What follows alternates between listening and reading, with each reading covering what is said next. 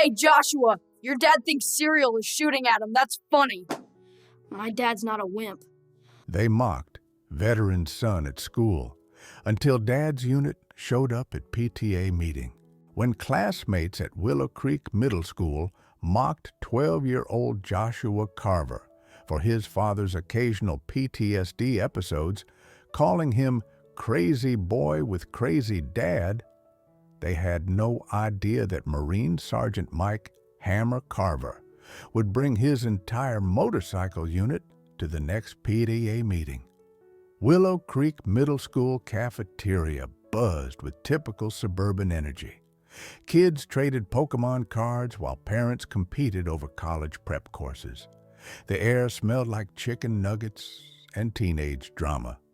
Here, military families were curiosities in a world of tech workers and soccer moms. Different meant target. Different meant alone. Joshua Carver sat at table 7, invisible barrier stronger than any wall.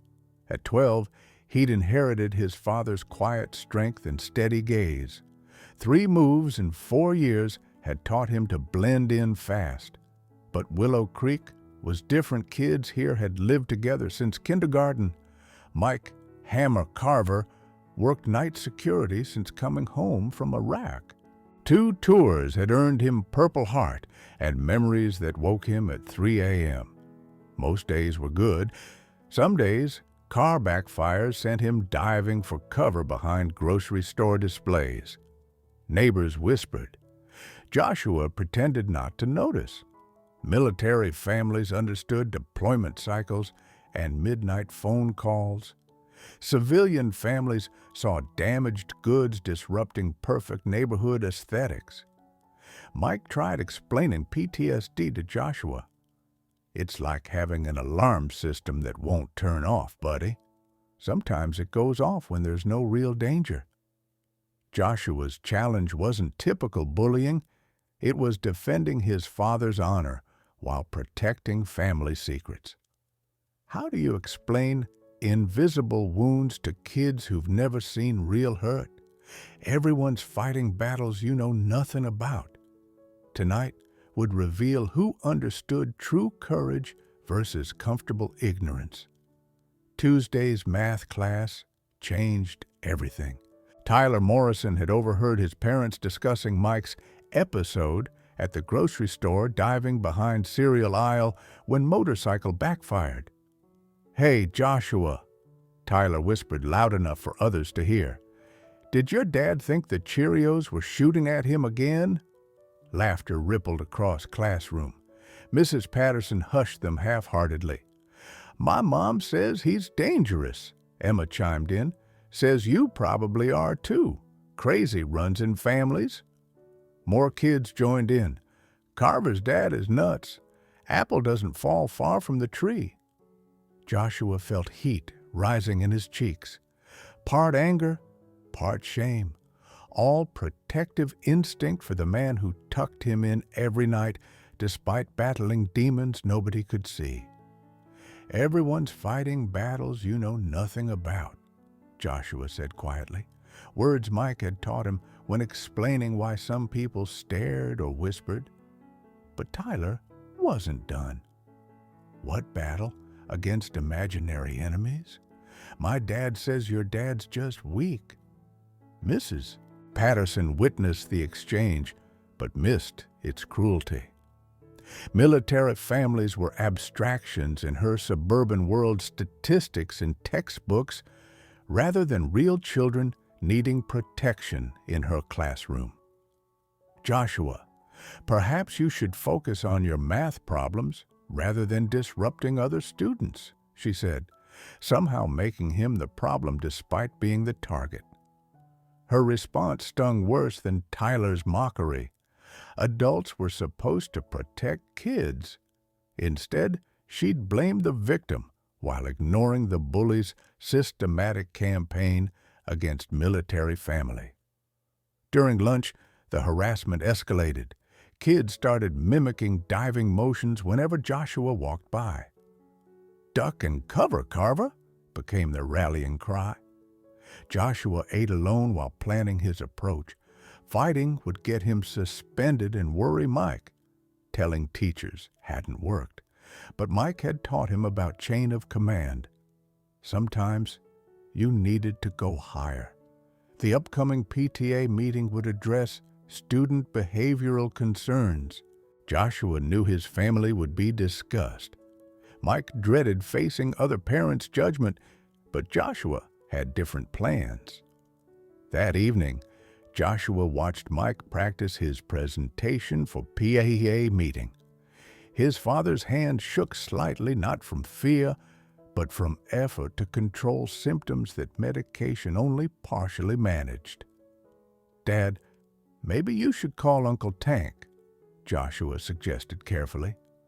Tank Rodriguez wasn't really his uncle, but Mike's former squad leader had earned family status through shared combat experience that civilian world couldn't understand.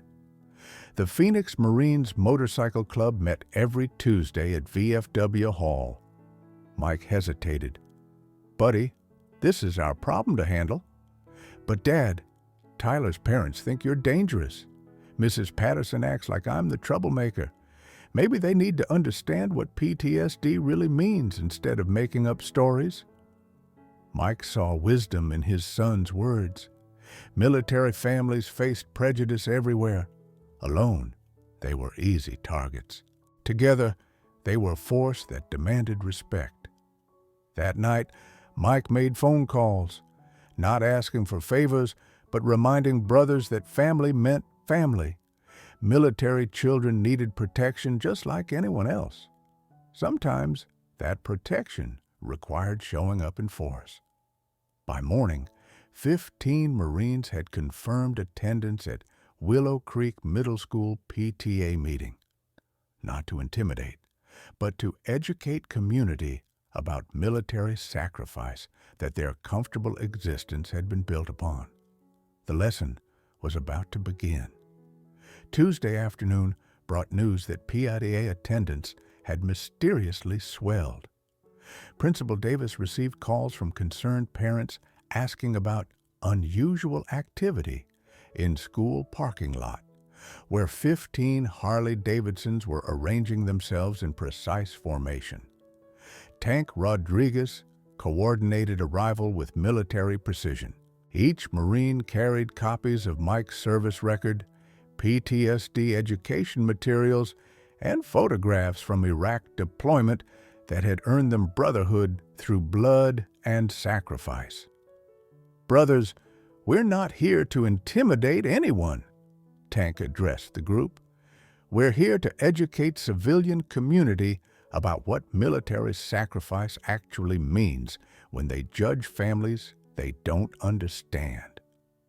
Ghost Martinez, decorated veteran who ran local motorcycle repair shop, understood civilian prejudice against military families. "These people enjoy freedoms we protected, but somehow forgot gratitude along the way. Time for a respectful reminder." The veterans wore dress leather patches polished, boots shined, presentation immaculate.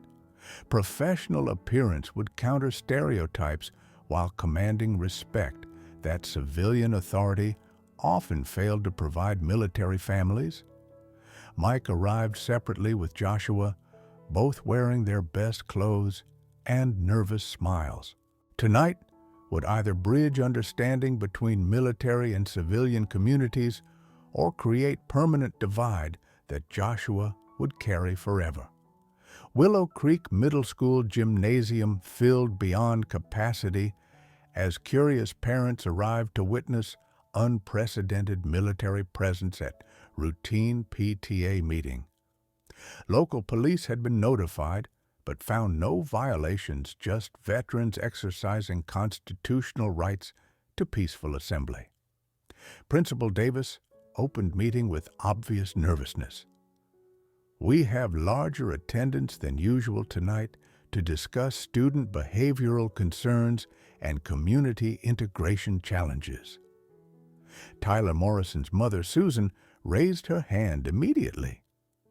"Principal Davis, Several parents have expressed concerns about Joshua Carver's family situation, creating classroom disruptions through his father's documented mental health issues. The accusation hit Joshua like physical blow. His father's PTSD was being weaponized against them by people who'd never faced anything more dangerous than traffic jams. Mike started to respond, but Tank Rodriguez stood first. "Ma'am, perhaps you'd benefit from education about what combat-related PTSD actually represents before passing judgment on military families protecting your comfortable lifestyle." The confrontation began as civilian assumptions met military reality. 15 veterans had traveled here not to intimidate, but to educate community about sacrifice that their comfortable existence had been purchased with. Ghost Martinez approached podium with service record that chronicled Mike's heroism during Iraq deployment. "Ladies and gentlemen, Sergeant Michael Carver earned Purple Heart rescuing wounded Marines under enemy fire while protecting American interests that enabled your suburban lifestyle." He displayed photographs showing Mike's squad evacuating casualties from IED attack, evidence of courage that civilian community had somehow forgotten to appreciate when judging military families' current challenges with combat-related injury. "PTSD isn't weakness," Ghost continued. "It's invisible wound from protecting people who apparently don't understand what military sacrifice actually costs families serving their community." Susan Morrison's hostility wavered as she processed evidence that contradicted comfortable assumptions about military family whose presence challenged her worldview. "But the grocery store incident, hypervigilance from combat experience," Tank explained patiently. "Survival mechanism that kept Marines alive during deployment protecting American freedoms you exercise daily without acknowledging their source." The education was working. Parents who'd whispered about dangerous veteran were learning that their comfortable existence had been purchased through sacrifice they'd never been asked to make. Mrs. Patterson faced accountability as 15 combat veterans questioned educational policies that had enabled systematic bullying of military child whose family deserved institutional protection rather than civilian prejudice. "Ma'am, how does blaming Joshua for other students' cruelty align with anti-bullying policies this school claims to enforce?" Tank asked, with respectful authority that commanded attention. Her defensive response revealed institutional bias. Military children often struggle with social integration due to frequent moves and family stress that civilian students find disruptive. The excuse triggered unified veteran response. Ghost spoke for group. Military children move frequently because their parents serve national defense. Perhaps civilian students should learn respect for sacrifice rather than targeting families who've earned community gratitude. Sheriff David Park, also Marine veteran, had been observing from back of room. His intervention carried law enforcement authority. This appears to be systematic discrimination against military family, rather than typical bullying requiring immediate correction. Community was learning that military families possessed networks extending beyond school administration. Authentic loyalty transcended civilian social boundaries when heroes required protection from institutional prejudice disguised as educational policy. The lesson was becoming clear. Everyone's fighting battles you know nothing about, but some battles create brotherhood that demands protection of family members facing discrimination from communities that should offer gratitude rather than prejudice. Joshua asked for permission to address meeting. His 12-year-old voice carried dignity that surprised adults who'd expected damaged child rather than young man displaying character that military family values had instilled. "Everyone's fighting battles you know nothing about," Joshua began, echoing Mike's teachings. "My dad's battle involves living with memories from protecting Marines in Iraq. My battle involves protecting him from people who think PTSD makes him less than the hero he really is." The testimony created profound silence. Combat veteran son was demonstrating courage that exceeded anything civilian children had shown through their systematic cruelty targeting family whose sacrifice had protected their comfortable existence.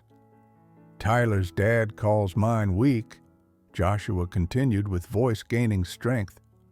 "But weak people don't take bullets protecting strangers. Weak people don't come home and still tuck their kids in every night despite nightmares that medication can't fix." Susan Morrison processed her son's cruelty through new lens, as Joshua's words revealed systematic campaign rather than typical childhood teasing. "Joshua, I didn't realize Tyler was saying such things. Your son learned somewhere that military families deserve mockery instead of respect," Joshua replied without accusation, just observation that hit harder than anger would have. "Maybe that's battle your family needs to fight." Tyler Morrison stood up with tears in his eyes. "Joshua, I'm sorry. I didn't understand what PTSD meant. I just thought your dad was different, and different was bad." His confession triggered emotional response throughout gymnasium as parents witnessed child displaying more emotional intelligence than adults who'd enabled systematic discrimination through comfortable indifference to military family sacrifice. Mike finally spoke with voice carrying weight that civilian community was learning to respect. "Tyler, different isn't bad. Different often means someone fought battles that others didn't have to fight. The question is whether we learn from differences or use them to hurt people." Tank Rodriguez addressed meeting with authority that commanded attention. "Gentlemen and ladies, Phoenix Marines came here because military families face discrimination wherever we settle. Tonight proved civilian community can learn respect when properly educated about sacrifice, protecting their freedoms." The shift was palpable. Parents who'd whispered about dangerous veteran were learning that authentic danger came from ignorance rather than combat experience that had protected their comfortable lifestyle. Susan Morrison approached Mike after meeting. "Sergeant Carver, I owe you and Joshua sincere apology. My ignorance enabled my son's cruelty. How can we make this right?" Principal Davis announced immediate policy changes, including military family liaison program and mandatory education about military service and PTSD awareness for students and staff alike. Mrs. Patterson received professional development assignment focusing on military family challenges, while Tyler's transformation from bully to advocate demonstrated that proper education could overcome prejudice that parental ignorance had created. The Phoenix Marines established ongoing school presence through volunteer program where combat veterans would share experiences helping civilian students understand military sacrifice rather than mock families whose service had exceeded their own contributions. Joshua's courage had bridged civilian-military divide while demonstrating that authentic character transcended age boundaries when community support replaced systematic discrimination through education rather than comfortable ignorance. Mike's pride in his son was evident as civilian parents approached with genuine apologies and offers of community support that military family isolation had previously prevented through suburban prejudice based on assumptions rather than understanding. The evening had transformed from confrontation into education as everyone learned that military families possessed strength deserving community gratitude rather than discrimination based on invisible wounds that combat service had created while protecting civilian freedoms. Following week brought remarkable changes at Willow Creek Middle School. Tyler Morrison became Joshua's first genuine friend, while other students approached with curiosity, rather than cruelty, about military family life they'd previously mocked without understanding. Mrs. Patterson implemented military appreciation curriculum, while Tank Rodriguez and Ghost Martinez began weekly visits, sharing combat experience through educational presentations that civilian students received with respect rather than prejudice. Mike's confidence improved as community support replaced isolation. PTSD symptoms remained but were manageable within an accepting environment where neighbors offered understanding rather than whispered judgments about combat veterans' ongoing recovery.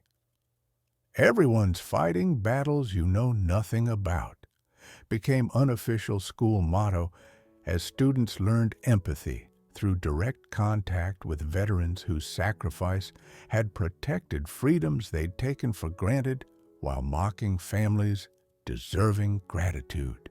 Phoenix Marines established permanent partnership with Willow Creek schools, while Joshua participated in veteran community activities that had previously been denied through civilian peer rejection, but now flourished through authentic acceptance based on character rather than assumptions.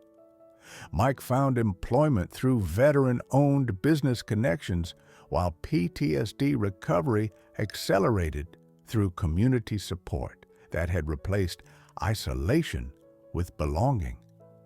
Civilian neighbors learned military families possessed strength rather than weakness, through combat experience requiring ongoing respect. The transformation inspired other military families to engage with civilian community, while systematic education about military sacrifice created lasting understanding, replacing prejudice with appreciation for service that had exceeded civilian contributions. Tyler's family became advocates for military family support, while Susan Morrison organized community fundraising for veteran mental health programs, demonstrating how education could transform prejudice into productive community engagement, benefiting everyone. Other parents followed example as their children brought home stories about veteran visitors sharing military experience through classroom presentations that created genuine appreciation for service rather than comfortable ignorance that had enabled discrimination. The school district adopted military family support policies, while other communities requested similar programs, recognizing that civilian military cooperation benefited entire society.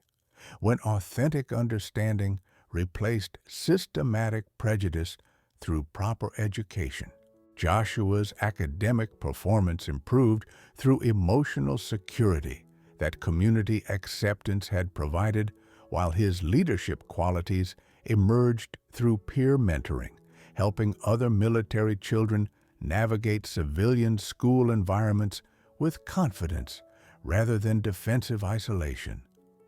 Mike's recovery continued through combination of professional treatment and community support that had replaced judgment with understanding about combat-related PTSD, requiring ongoing management rather than cure, but enabling productive civilian life.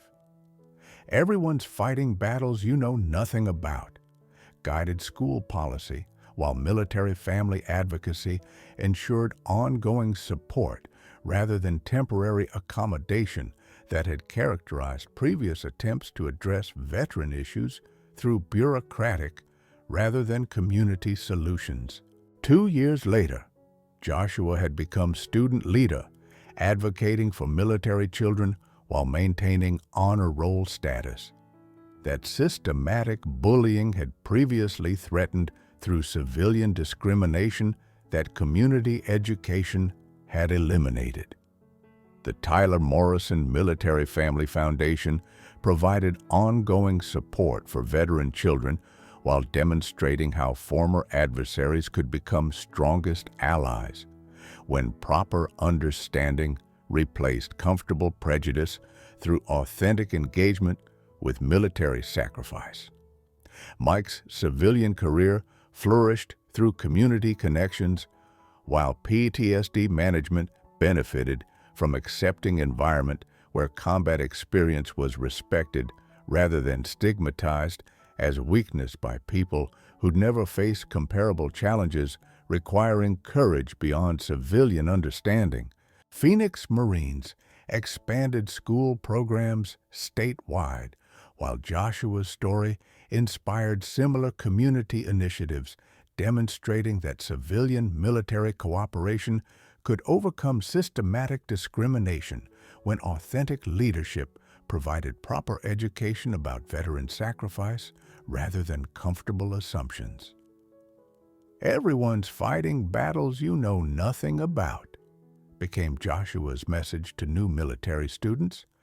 But when civilian communities learn what those battles cost and why they matter, you discover family extends beyond biology to include people whose character has been tested through comparable challenges.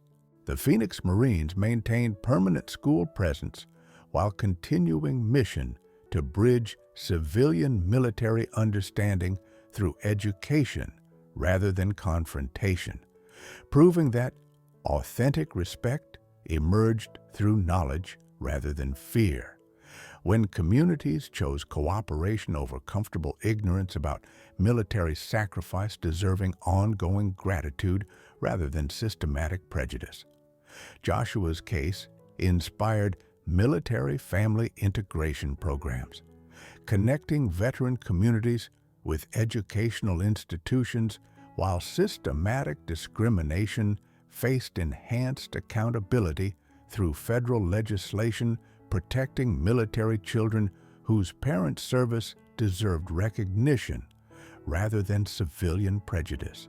"Everyone's fighting battles you know nothing about" became educational standard, while military family advocacy ensured ongoing community support rather than isolation that had characterized civilian response to veteran families requiring understanding through proper education about sacrifice rather than comfortable assumptions. Phoenix Marines expanded programs nationwide while Joshua became youth spokesperson, demonstrating that authentic character transcended age when military family values were supported through community recognition rather than systematic discrimination based on ignorance about veteran service. 5 years later, Joshua earned Marine ROTC scholarship while maintaining veteran community leadership that had emerged through civilian-military cooperation rather than confrontation based on mutual respect for service and sacrifice. Mike's recovery success reflected community support, while PTSD management benefited from accepting environment where combat experience was honored rather than stigmatized by neighbors who'd learned appreciation for military families through education replacing prejudice. Sometimes, the most powerful education comes from unexpected teachers, showing us that everyone's fighting battles requiring community understanding rather than comfortable judgment, while authentic respect emerges through knowledge about sacrifice that protected freedoms others enjoy without recognizing their cost or the heroes who paid it. The strongest people are usually fighting battles you know nothing about. And sometimes those battles involve protecting family honor, while teaching communities that military sacrifice deserves respect rather than prejudice, showing us that authentic understanding emerges through education rather than assumption, cooperation rather than discrimination, and ongoing gratitude rather than comfortable ignorance about heroes whose service exceeded civilian contributions while requiring community support rather than systematic isolation that fails families whose battles continue long after visible service has ended.